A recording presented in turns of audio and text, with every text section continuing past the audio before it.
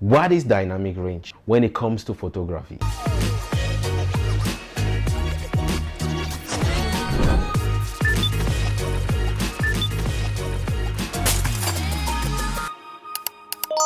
Welcome to Casey Shotter's channel. If you have ever had the chances to take a photograph on a bright sunny day, chances are pretty high that you will have lost details in the shadows, in the highlights, or perhaps both. This is not an exposure problem on your side. It is a limitation of dynamic range. What exactly is dynamic range in photography? There are actually two dynamic ranges that you need to think about when you witness this situation. One is the dynamic range of the subject, and another is the dynamic range of the camera. The dynamic range of the subject is the range of light intensities from the shadows to the highlights. In low light conditions, that is the difference between the darkest and the lightest part of the subject is quite small. On a sunny day, that range is much higher and is often out of the range of the camera. If the dynamic range is too low, then you will lose details. On a sunny day, there is high contrast, especially when you are shooting in woods. There is high contrast because there is a big difference in the shadows and the highlights are very high, so you have a high contrast. And if the dynamic range of your camera is not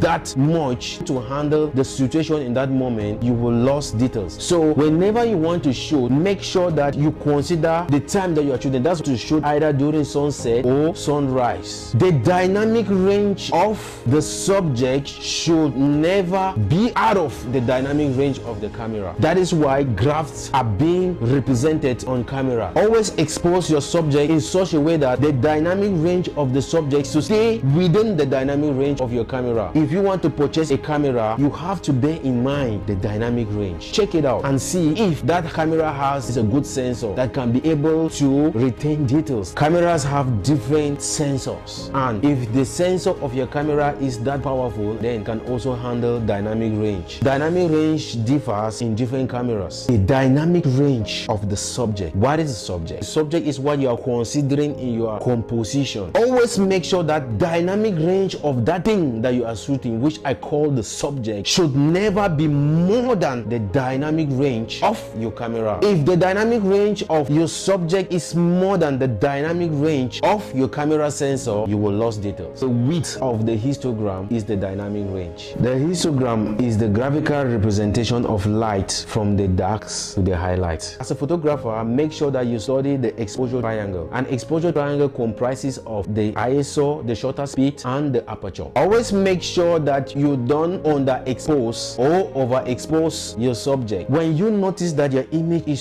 underexposed, you can still play with these three exposure triangle settings and you keep your image in the dynamic range of your camera sensor.